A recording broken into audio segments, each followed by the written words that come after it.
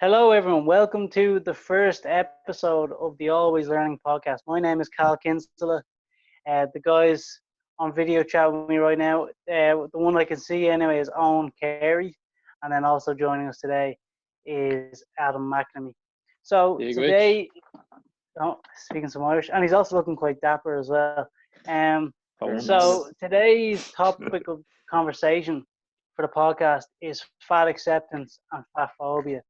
So I guess we can start with you, Adam. What do you want Yeah. to discuss first? What's your like first point to make? Yeah, so this is an interesting concept. It's been very topical at the moment. A lot of people speaking about fat acceptance. There's movements such as the fat liberation movement, and then there's people talking about fat phobia, which I suppose would be people's fear of fat people. But what I think it's more, it's people, yeah, definitely people's own fear of becoming fat, and one that they portray, and that they push that insecurity onto others. But also it's like they're not even a phobia, it's more of a disgust of fat people. But I think we'll get into that later in the podcast. But for now, what I want to start off with is kind of talking about people who are in the industry. And there's a lot of people in the industry who are Fitness industry. desperately yeah, in the fitness industry, yeah, who are really, really insecure. A lot of us who got into the fitness industry, got into lifting weights, did get in for that reason. Got in for kind of vain reasons, with nothing too wrong with that. Um, but yeah, they got into it because they were insecure. And but really, what made me want to kind of go at this topic was looking at a lot of people on, say, social media, Instagram, who are, PTs, fitness instructors, and the type of message that they're sending to people, to their clients, or even just to anyone who's following them. And you can really get through the post that they send, that they're desperately insecure themselves. They'll put up a before and after picture, and in it there may be 5 to 10% less body fat from the picture on the left to the picture on the right, and they'll kind of display this as a triumph. To a certain extent, it is, but you can tell that. But by the post, they're talking about how much happier they are now that they've lost that 5 to 10% body fat, and how they were lazy, and they might put in a joke about eating pizza and a few pizza emojis or something. You know what I mean? And I really think that's kind of disingenuous. I don't think these people should be the types of thought leaders that we have for people. And I think that they themselves have some issues that they need to tackle um, regarding their own psychology. And yeah, just pretty much like they're insecure, and they're basically spouting that happiness lies with a body fat percentage, to which Would we you all say? know. I was just going to say, would you say? Here's a question for you. Would you say that them talking about their weight loss journey, how they feel so much better, is almost looking for approval, seeking approval from those people who are commenting on their Instagram, liking their posts? Oh, oh yeah, I lost 5%. Don't I look good? Like, don't I look good? You know, that kind of thing. Would you think? Yeah, no, and absolutely. Like, I'm not. I feel like people might think I'm kind of crapping all over people who want to get lean and want to, improve their fitness.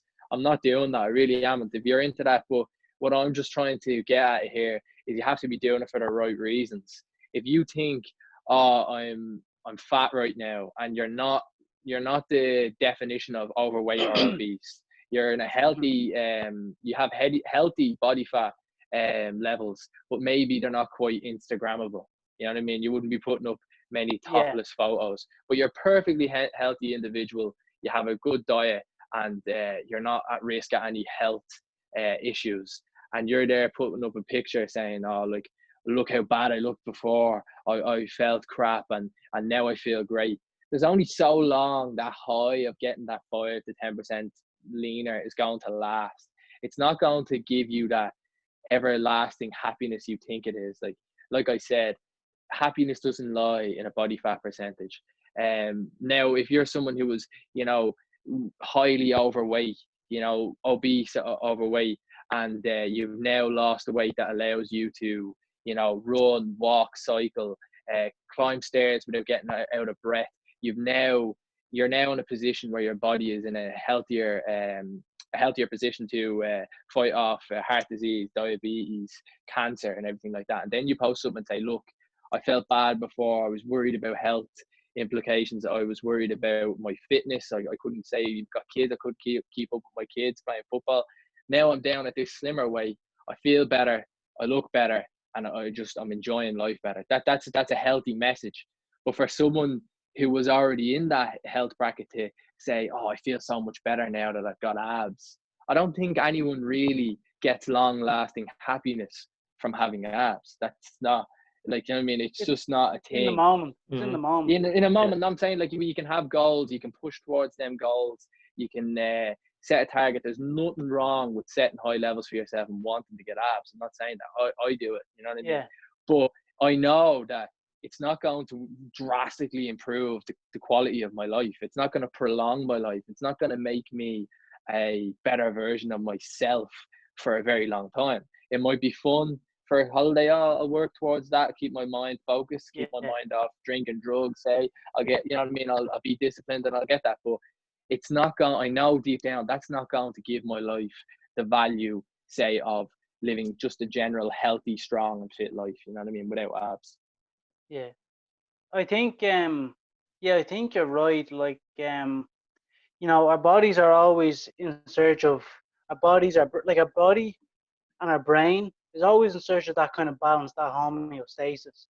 And like, let's say for me or you or own, like, we were to do a cut and we were to shred 5 pounds, and then that morning we weigh in, you rip six pack abs, and we look ourselves in the mirror and we get that like burst of like dopamine, and Dopamine. like, oh, Yeah. oh yeah, I look really good. But then obviously, like everything, that comes down. Like, as in, I might get happy because some guy liked my profile picture or something, but that always comes down. I always come back to normal. And I think it's I think what's important is always trying to be okay with that, you know. And then Absolutely. also, like you were saying, you were talking about like the search on the search to be happy through getting a better physique. And I think what's important to add is, like, we've come from so many generations that have always been like, look this way, you have to look this way, you have to look this way to feel better. Magazines in America, stuff like that. Funny enough, I'm started watching again Entourage Entourage TV show.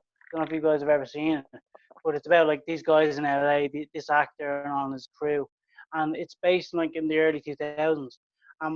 What do you know? All the sexy women in it are all slender, slim. That kind of slim look. That used to be the huge thing. Supermodel So, kind of look. yes, exactly, super. You don't hear that word actually too much now, I don't think. No. I think supermodel has been replaced by Instagram model. But oh, what's your take on it? Like, Adam had some really good points there.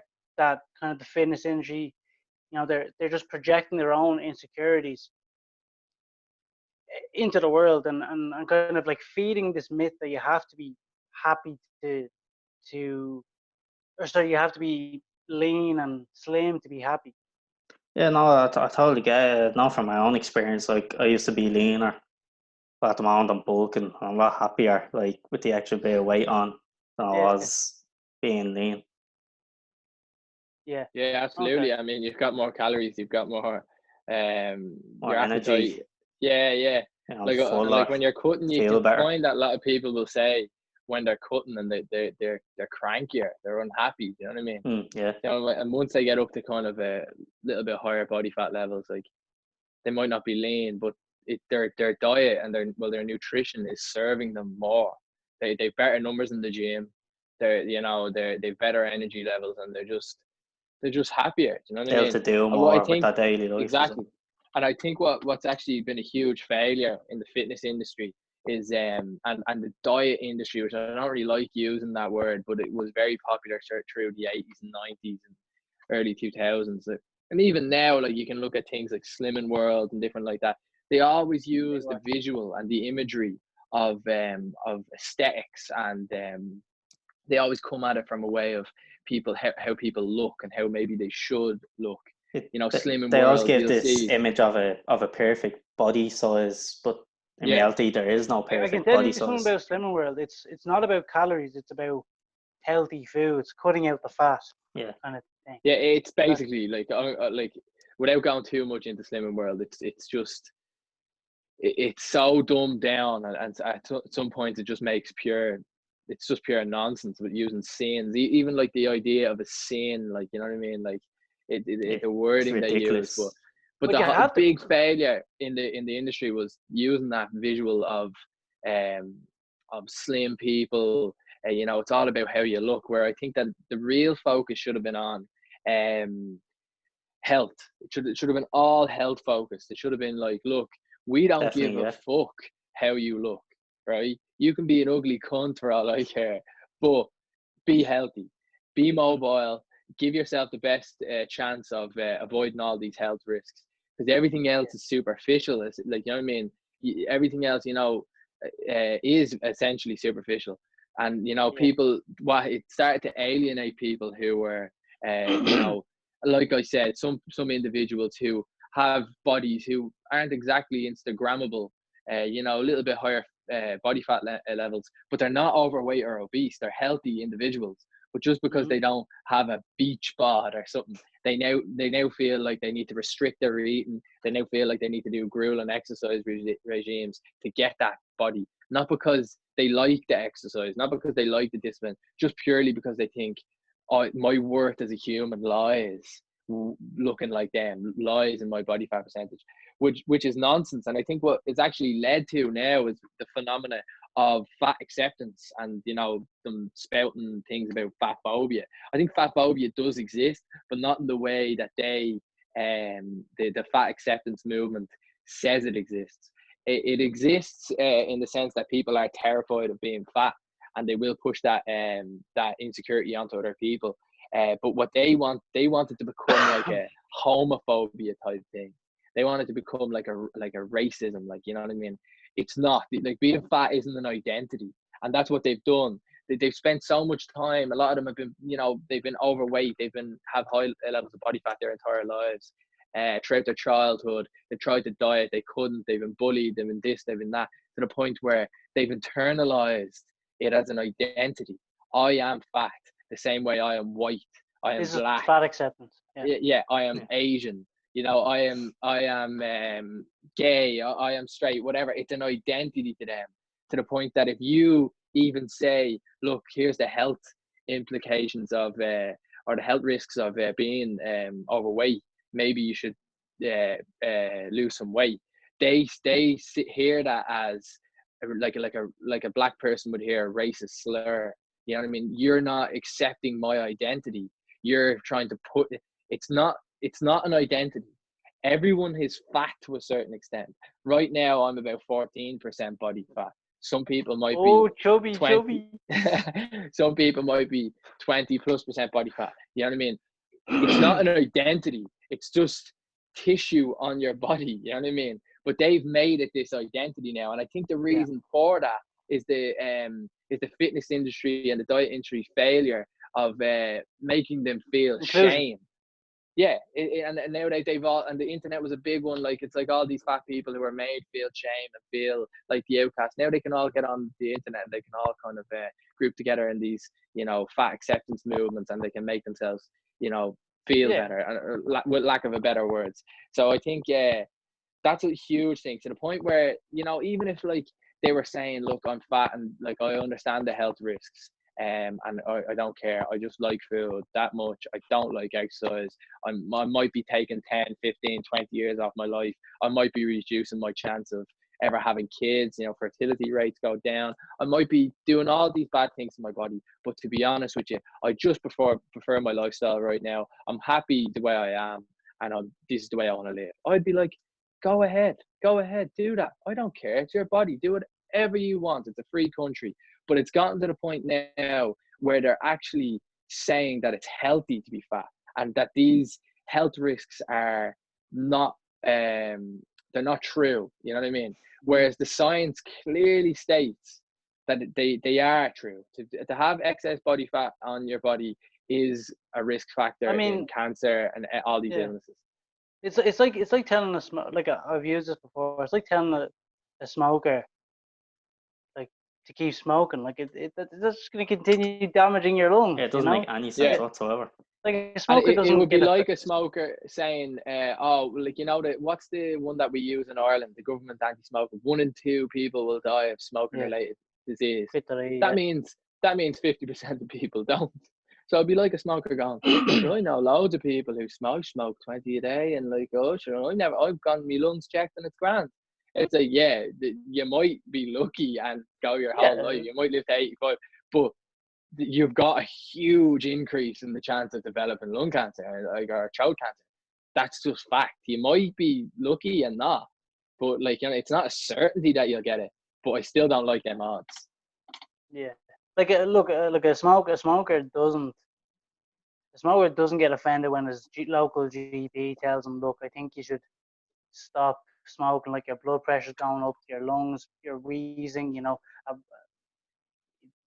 a smoker won't get offended with that. So unless he's maybe sensitive or something about it, but like, you know, so I don't see why it's a bad thing to tell someone, look, you're overweight. Look, technically speaking, I'd like you to get down to a certain weight that's much more, you know, beneficial for your health. You know, you don't have to be Arnold Schwarzenegger or, you know, Cameron Diaz, to throw a name out there, but like, you know, just be healthy. Absolutely. And like, the reason why people don't get offended when you talk about smoking, and they do about being overweight, is people don't identify as much as a smoker. It's not part of their identity. It's not part of their physical looks. You know what I mean? You know what I mean? Some people will say, their identity is, I am certain race, because you can their skin, you know what I mean? It's a part of their physical body.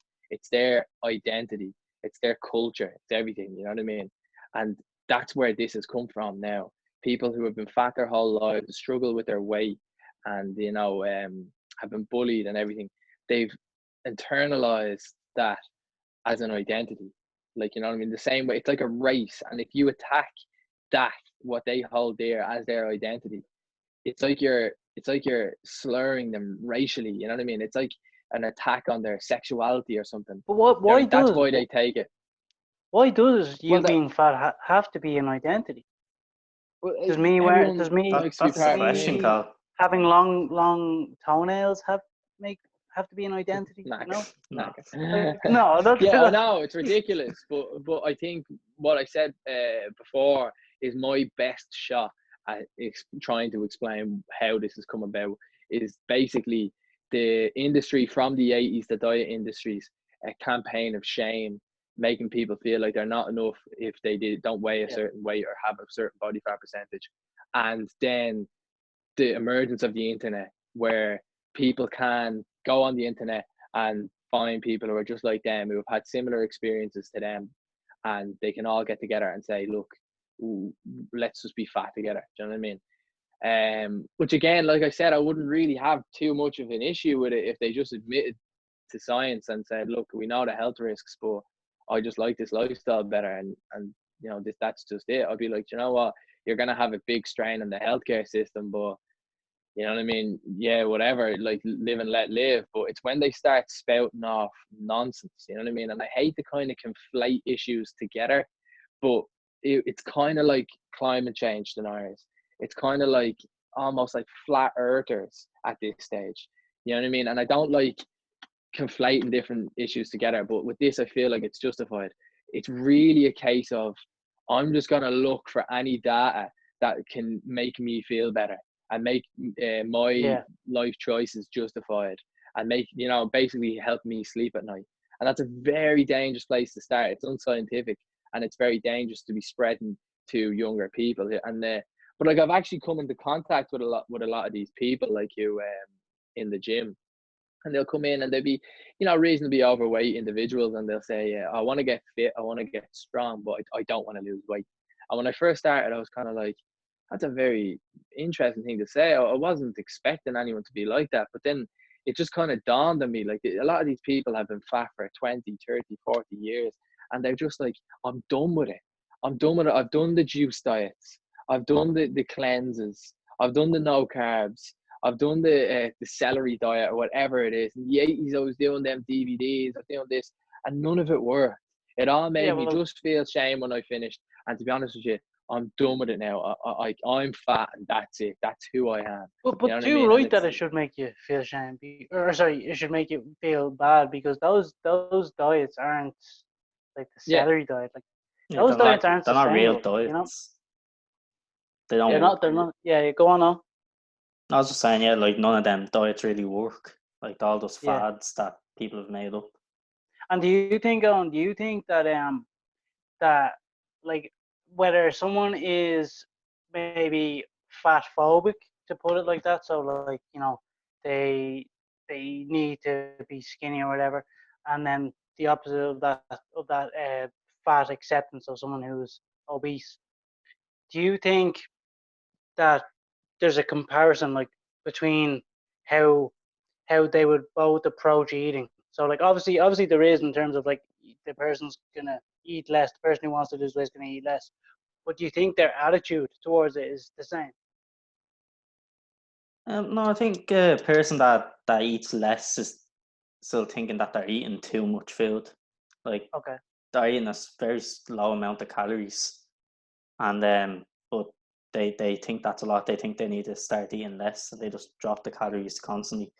Kind And of like an someone who's addiction almost. overweight, yeah, kind of like an addiction. And someone who's overweight is just, well, they know they eat a lot and they don't want to do anything about that. Yeah. Yeah. Like absolutely. And like look, like this like you said, fat phobia like needs to be tackled. Mm. yeah, like Like if fat someone, phobia and the fear of yeah, fat, it needs to be tackled. And it's up to personal trainers like us to try and help these people.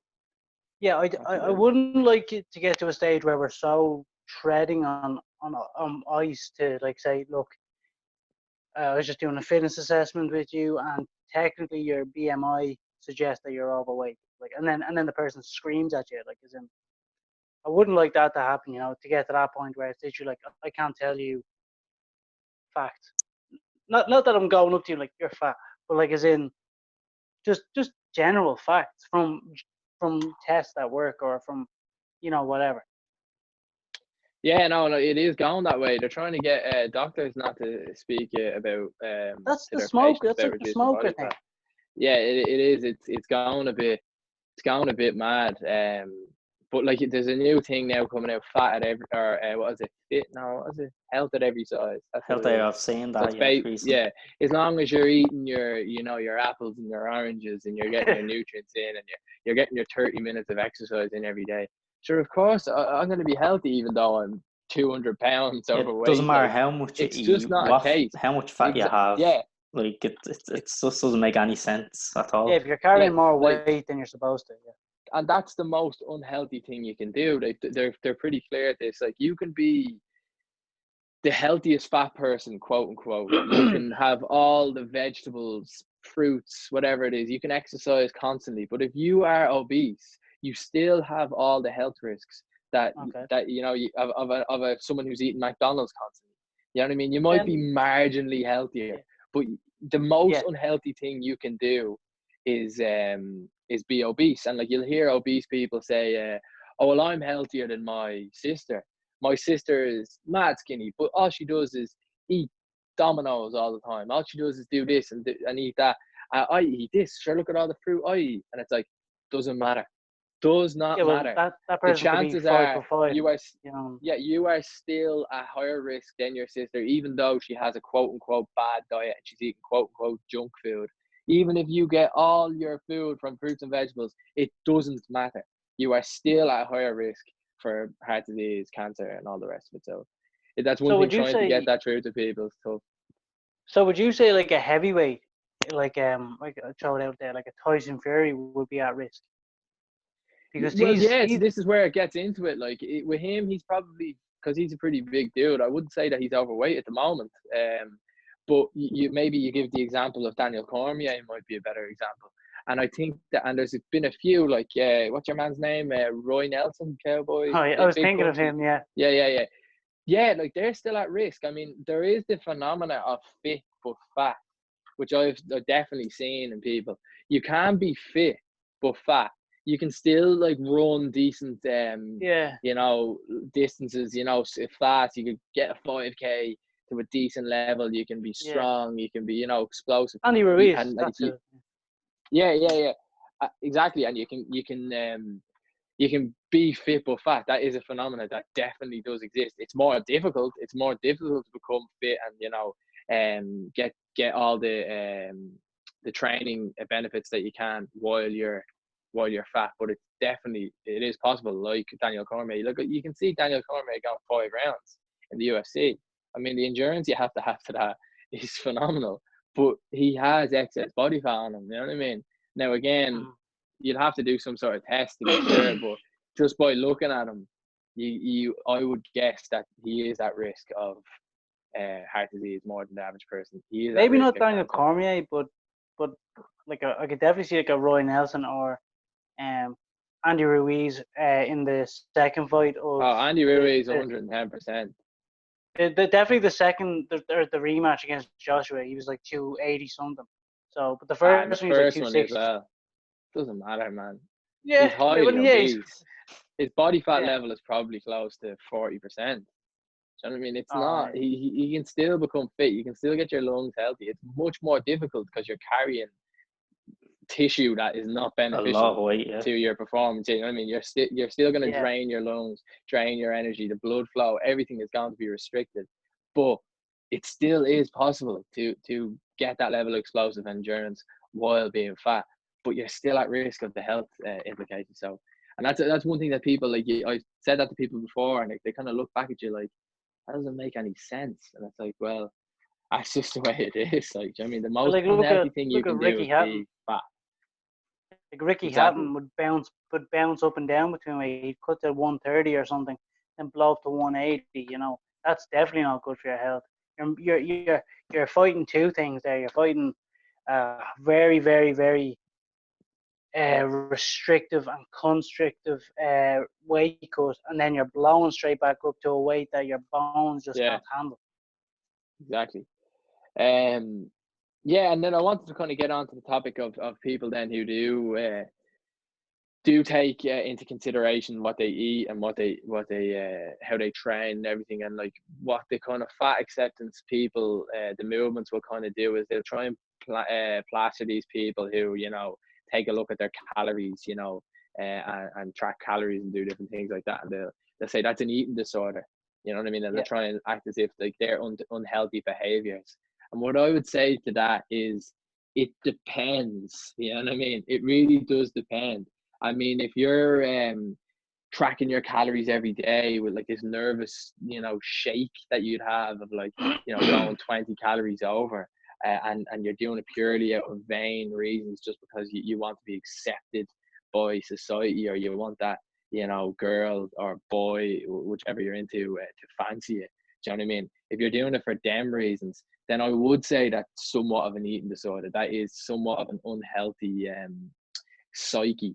But if you're doing it just purely because you're like, look, I just want to have an idea of what I'm eating. I want to maintain a healthy body weight. You know what I mean? That seems pretty natural to me. It's like yeah, learning how to, you know, speak as a child. It's like, you know, learning how to manage your finances. That's probably the best analogy I'd use. It's basically like trying to learn how to manage your finances. You know what I mean? You don't want to just blow all your money and then be broke. You know what I mean? But you want to just have a rough idea of how much money you're going to spend this week and save a little here, and, you yeah. know, and like maybe go out and enjoy yourself there. But like, you don't want to end up in ill health financially. Same way you don't want to end up in ill health with your body. So like the idea, the analogy of finances is one that I've used quite a lot, and I think it's a very good one. If you kind of treat your calories and your body as a bank, you know what I mean, and like calories as your finances, everything kind of becomes a little bit easier. I think a lot of people have trouble with, you know, it seems overwhelming to them when they're trying to, you know, maintain a healthy body weight. But it's as simple as, you know, being disciplined with your finances, and likewise, the studies done on, you know, a lot of people will say money doesn't give you happiness. You know what I mean? And to a certain extent, that's true. It doesn't give you happiness, but it also does give you happiness. If Yeah, you're it does. in a position where you can't afford the rent and you're going to get kicked out of your house, and you've got kids who, you know, you can't afford shoes for them, or you can't afford their school books, that's going to make you unhappy. If you were to gain money in that situation, that money would be happiness. You would be happy if you got to a Oh point yeah, where Yeah, it you does. It can, doesn't give you yeah, total happiness, but it helps exactly. along the way. Yeah. It definitely, that is, money in that position is pure happiness. You can now afford to give your kids a better start in life. You can afford to put food on the table. You can afford a roof over your head. You can afford the basic needs that you need as a human, not the holidays and everything like that. Maybe not the flashy cars, but the basic needs. That is happiness. Your body composition is kind of like that as well. And being 5% body fat isn't happiness. But being a healthy body fat level, avoiding health implications, avoiding cancers and different things like that, and being mobile will increase the value of your life. You know what I mean? And like, you know, being 5% body fat would be like earning 80,000 plus a year. You know what I yeah. mean? You don't get that It's much less happier worry. Like after a it's certain like point. with the money. It's like with the money. If Yeah, I have 50,000 in bills to pay, I'm worried about that. I'm stressed about that.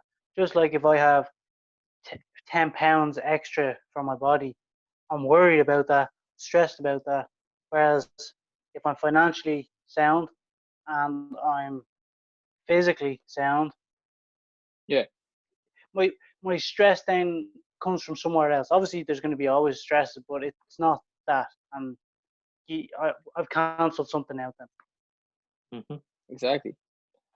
Yeah. So one thing I'd like to talk about as well is kind of brought up, and it's one thing that I actually agree with on the fat acceptance and like movement, is people's fake worry is what I'd call it. You know, people might come up. I don't think it. Never really seen it happen in Ireland, but like maybe it happens more in like the US and different things like that.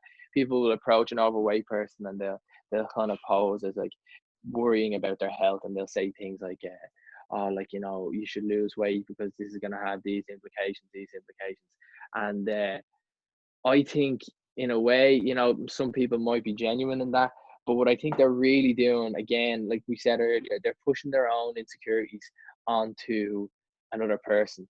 And when Yeah. they see a fat person, what they're really seeing is a manifestation of their worst fears. You know what I mean? They're seeing a manifestation of something that they fear the most. Not because they fear being unhealthy, it's because they fear being you know, different and looked at and shamed.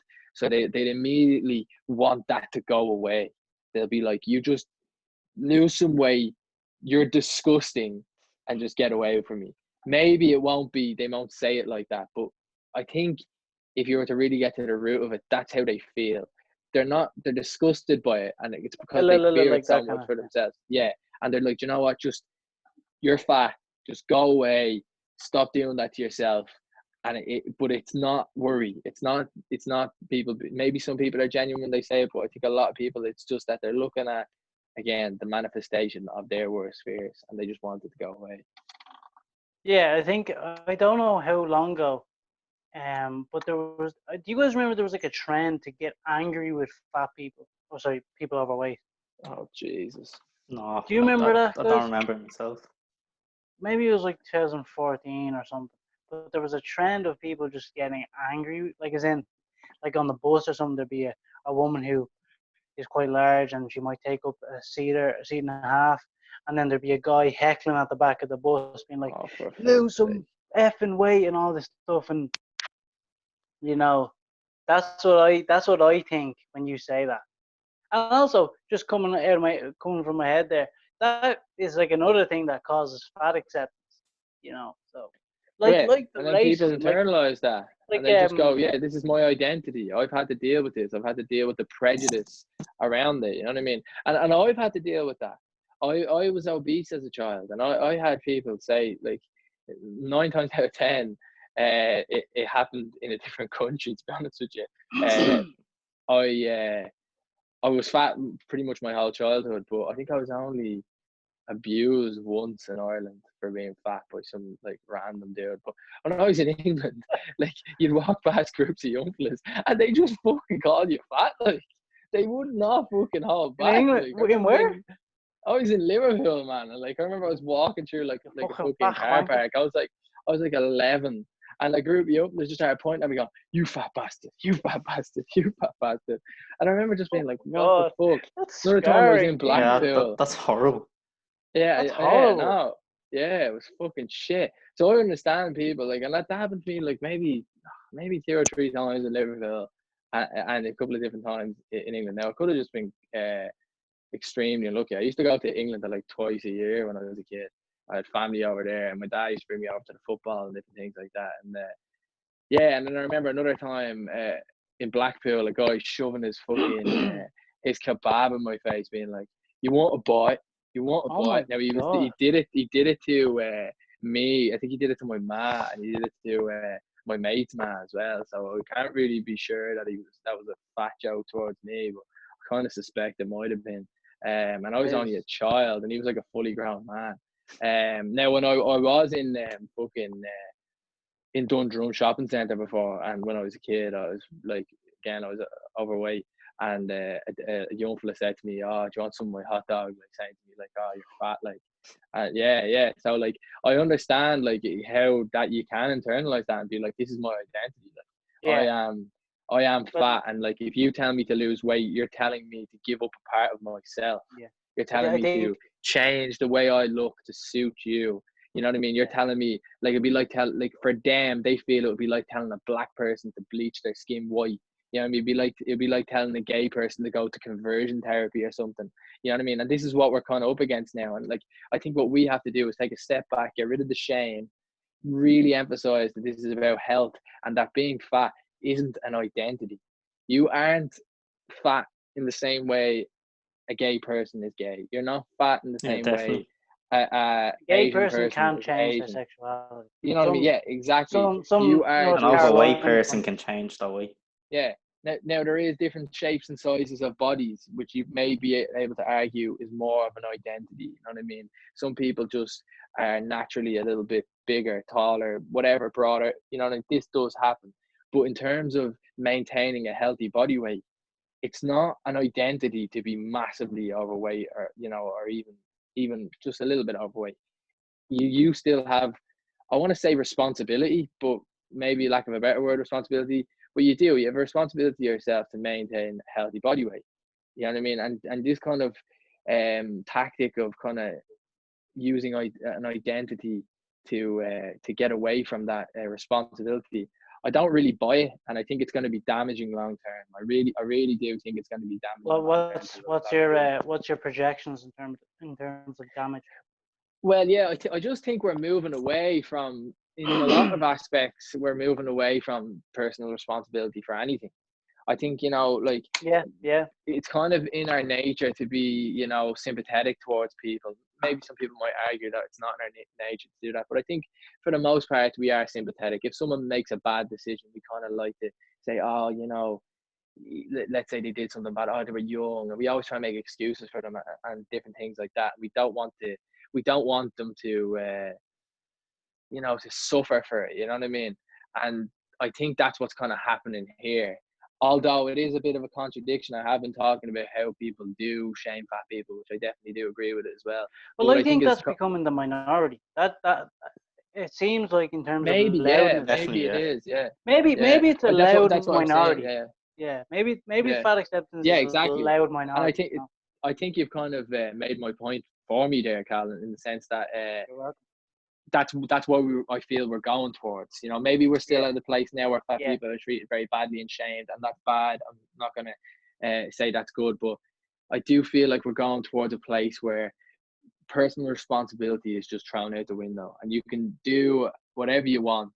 You know what I mean? Which isn't always a good thing. You know what I mean? Like doing whatever you want to yourself isn't always a good thing. You know what I mean? Like you should live your life the way you see fit, as long as you're not hurting other people. But it's not always a good thing to, harm yourself. And maybe there's a Would you time say in society where we should step in. would you say it's popular now? I'd like to get both your opinions on this. Would you say it's popular now to obviously go against what the doctor or what society says and just be like, you know what, fuck you, I'm gonna shove this KFC down my mouth. Would you say it's like, you know, like as in if you call me an alcoholic, I'm like, no, I'm not. Well, fuck you, and then I go out and just down 12 points or whatever, you know? Do you think there's that kind of like I can do what I want kind of mentality, you know, surfacing? Um, Whatever.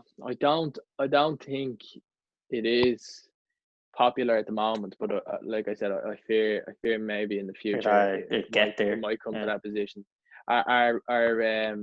Our willingness to protect people's feelings might get in the way of truth. I feel like it already is in many places. It is getting in the way of truth. Um, our fear of hurting someone's feelings, but I fear that maybe in the next 20, 30, 40 years it will get to the point where people's feelings are paramount over everything else. So yeah, I definitely do fear that. What do you think, Alan? I think so. I think we just need to give a bit of tough love where weight is concerned, and try to convince people that it's just not healthy, that they need to lose some Have weight. you ever had any what's going on? Oh, sorry. Have you sorry, there's something going on outside in my house. Have you ever had experiences like obviously I'm not saying you were fat as a child or anything on, but have you ever had any kind of experience or seen situations like Adam has said that would lead to to the anger of people who are overweight to revolt against this, you know, old old age kind of mantra that you have to be skinny. At the moment, nothing really comes to mind. No, I never really had many experiences No. with fat shaming. Yeah, like as in I think I was like I don't think I was skinny, but I don't think I was tubby. I was called muffin a few times as a child by a few people. I won't name names. But they'll see me coming. They'll see me coming. But no, I haven't had any particular instances. Now, I think back when I don't know about you, Adam, but I think back when I was younger, and I'd say you'd say the same. There was a lot of like kids that would just eat what they want when they want, and there was no real discipline involved. And I'm not saying that as a kid you have to be disciplined, but it just seemed like my age that it was just like there was no like healthiness or anything. It was just like there was no fear of getting fat on. No, Oh yeah, I agree with you there. I've never it's a experienced. phenomena that was new when I was a kid. Like it's Mm. our family or our parents weren't knowledgeable on nutrition. Definitely not. It definitely wasn't a thing in Ireland anyway when we were kids. Where the way it is now, like you can't look out the window without seeing some sort of like gym advertisement or the latest health food. Like everything is aimed towards healthy living at the moment. Whereas when I was kids, it wasn't. There was the kind of like magazine stuff like we spoke about earlier. Like the diet magazine, the celebrity fucking brought out a DVD of how she lost all this weight. There was that stuff which was pure Oh yeah, the shite, but one. in terms of nutrition for kids and all, like it just started coming in. I remember they did it, and when I was in second class, they like banned chocolate and crisps like in the school lunches and shit. You know what I mean? But yeah, Really? you're definitely right. Yeah, in my school they did this thing where they got rid of chocolate. You can't have chocolate or crisps and all. Like they They done didn't that in really my know what school to as be well. doing. You know what I They mean? tried to make the canteen Yeah, healthier. Don't know what yeah. skills you guys went to. What you go to fat skill? Yeah, fat skill. I went to a school that sounds posh, but it's standard. All I did when I was younger was drinking milk. I was just drinking milk. Drinking milk. Can't stand people that Right, drink milk. so what is the next course of call for this? I've covered everything I want to cover. I'd just like to finish up with basically saying the main message and the main takeaway I want to kind of get from this is there's loads of different levels to your psyche in terms of like being fat. You know what I mean? You need to kind of call out these insecurities when you see them. Insecurities about not being lean enough are definitely detrimental to your health. To your mental health. and this kind of a never-ending pursuit of getting, you know, leaner, more muscular for men, you know, or whatever it may be, getting a bigger arse for women, you know, they never feel enough. That you need to learn to be happy to, like, with yourself. Yeah. If you, like, there's a great quote from fucking Cool Runnings. Is that the name of that movie, the Jamaican bobsled team? Yes. Have you ever seen that movie? Your man says, he's talking about how he cheated in the Olympics. He put weights in the bobsled, and he was talking to him and he was saying, I had to win at any cost, and that's why I cheated. You know what I mean? It became this thing where it was negative. My drive to win stopped being a positive thing, but it became a negative thing. And he says, which I remember as a kid, like, listening to it and being like, that's powerful, I love it. He says, if you're not enough with it, if you're not enough without it, you'll never be enough with it. You know what I mean? Or something along them lines, basically saying, like, you need to be happy where you are first before you get to there. There'll always be, the grass is always greener. There'll always be something, unless you can kind of find happiness in yourself, you'll never be happy at whatever, name your body fat percentage. But also, you also need to think about your health, you know what I mean? And I don't think you should ever be complacent being obese. I don't think you should ever say, you know what, I love myself as obese. I won't be happy as a healthy weight. I'll just, that will just make me unhappy. You know what I mean? Yeah. It's not the same thing. Trying to chase crazy low body fat percentages isn't like an obese person trying to chase healthy body fat ranges. You know what I mean? It's not the same thing. So so basically that's the main takeaway I want to get from it. 5 to 10% body fat won't make you happy, but maintaining healthy eating and healthy exercise routine definitely will. Yeah, I'd finish off with that, like, pretty similar, like, just look at the overall picture of things. Make the most of what you can control. You can control your diet. To achieve happiness, make the most of everything you can control, and don't worry about who says this, who says that, unless it's legit advice coming from a legit professional, you know. Absolutely. Yep.